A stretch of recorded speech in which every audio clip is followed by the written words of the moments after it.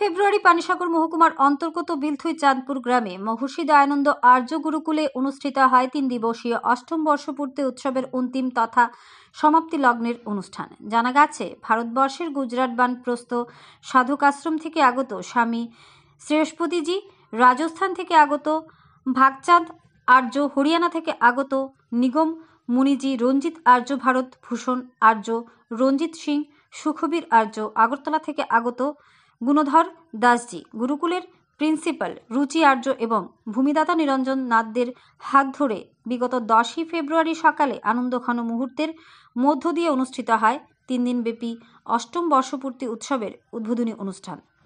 এ মর্মে প্রতিদিন সকাল থেকে রাত্রি 10 ঘটিকা পর্যন্ত গুরুকুল প্রাঙ্গণে অনুষ্ঠিত হয় গুরুকুলে পাঠরত ছাত্রছাত্রী সহ বহিরাগত শিল্পীদের পরিবেশনায় মনোজ্ঞ সাংস্কৃতিক পরিবেশনা। এছাড়াও প্রতিদিন অনুষ্ঠিত হয় গুরুকুলের চিরাচরিত প্রথা অনুযায়ী বৈদিক আচার অনুষ্ঠান। 3 দিনব্যাপী বার্ষিক অনুষ্ঠানকে আনন্দ মুখরিত করে তুলতে গুরুকুল প্রাঙ্গণে উপস্থিত হয় রাজ্য সমাজ শিক্ষা ও সমাজ কল্যাণ দপ্তরের মন্ত্রী টিঙ্কু রায় এবং পানিসাগর বিধানসভার বিধায়ক বিনয় ভূষণ দাস সহ অন্যান্য বিশিষ্টজনেরা।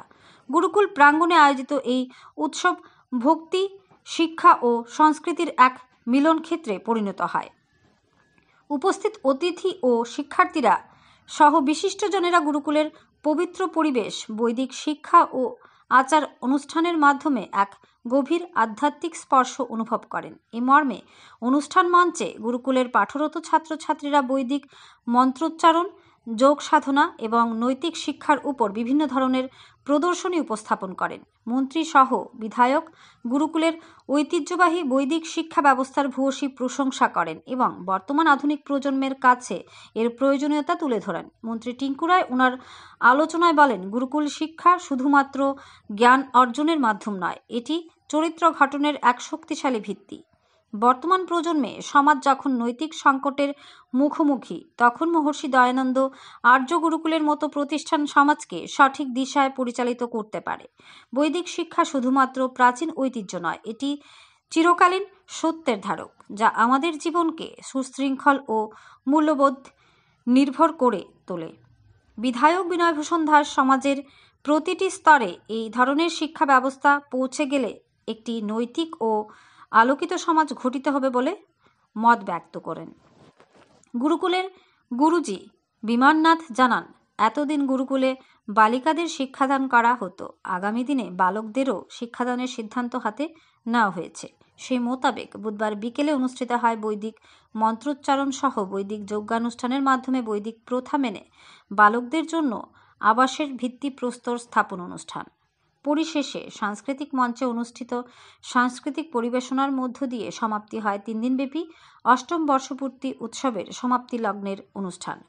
মহর্ষি দয়ানন্দ আর্য গুরুকুলের অষ্টম বর্ষপূর্তি অনুষ্ঠানের মধ্য দিয়ে গুরুকুলটির উত্তরোত্তর শ্রীবৃদ্ধি কামনা করেন মন্ত্রী সহ বিধায়ক ও গুণমুগ্ধরা। ধর্মনগর থেকে নিজস্ব প্রতিনিধির রিপোর্ট, আরই ধর্মনগর। 18টা সিলভার, 30টা ব্রোঞ্জ মেডেল জিতেছি। তো আমাদের এই খেলাধুলার ক্ষেত্রে হোক বা তথ্য সংস্কৃতি দপ্তরের উদ্যোগে যে সমস্ত সাংস্কৃতিক কার্যক্রম আয়োজন করা হয়, সেগুলোতে হোক, আমাদের রাজ্যের ছেলেমেয়েরা খুব ভালো জায়গায় রয়েছে। এডুকেশনেও আমাদের রাজ্যের ছেলেমেয়েরা ভালো জায়গায় রয়েছে। হ্যাঁ, কিছু কিছু সমস্যা, যেগুলো নেশা নিয়ে আমি কথা বললাম, চাইল্ড ম্যারেজ, চাইল্ড প্রেগনেন্সি, এগুলো নিয়েও আমাদের কাজ করতে হবে। গাছ লাগানো, গাছ বাঁচানো, জল সংরক্ষণ, এগুলো নিয়েও আমাদের কাজ করতে হবে।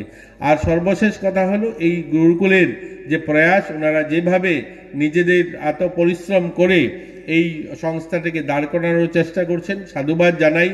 এর আগেও মাননীয় বিমানবাবুর সঙ্গে দেখা হয়েছে, কথা হয়েছে, অনেকবার আমি এসছি। দেখুন, সরকারি সাহায্য সরকার একটা নিয়মের মধ্যে চলে।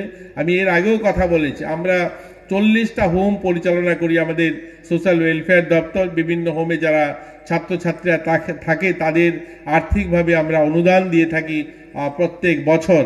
এবং যে সমস্ত বাচ্চা যাদের বাবা নেই, সিঙ্গেল প্যারেন্টস, শুধু মা লালন পালন করেন, যে সমস্ত বাচ্চাদেরকে, তারা যদি আমাদের কাছে দরখাস্ত করে আমাদের কাছে যায়, আমরা সেখানে তাদেরকে 4000 টাকা প্রত্যেক মাসে তার 18 বছর বয়স পর্যন্ত শিক্ষার জন্য দিতে পারি।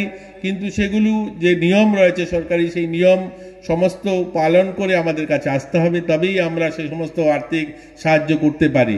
তো আমি আশা করব আপনাদের এখানে যারা এই গুরুকুলে যারা রয়েছে, এরকম যদি কোনো বাচ্চা থাকে যে বাচ্চা শুধু মা লালন পালন করেন, বাবা নেই, সিঙ্গেল প্যারেন্টস যাকে দেখাশোনা করেন, সেই ক্ষেত্রে আমরা আর্থিক সাহায্য করতে পারি।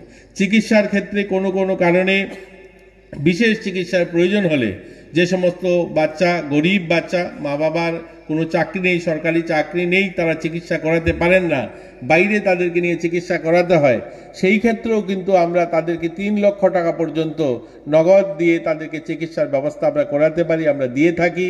আমাদের কাছে সেই বিষয়গুলো যদি আপনারা নিয়ে আসেন কোনো সময়, আমরা সেটা করতে পারি। আর বাকি আমাদের সহযোগিতা যেখানে দরকার হবে নিশ্চয়ই আপনারা আমাদের সঙ্গে যোগাযোগ করবেন, আমরা সাহায্য করব।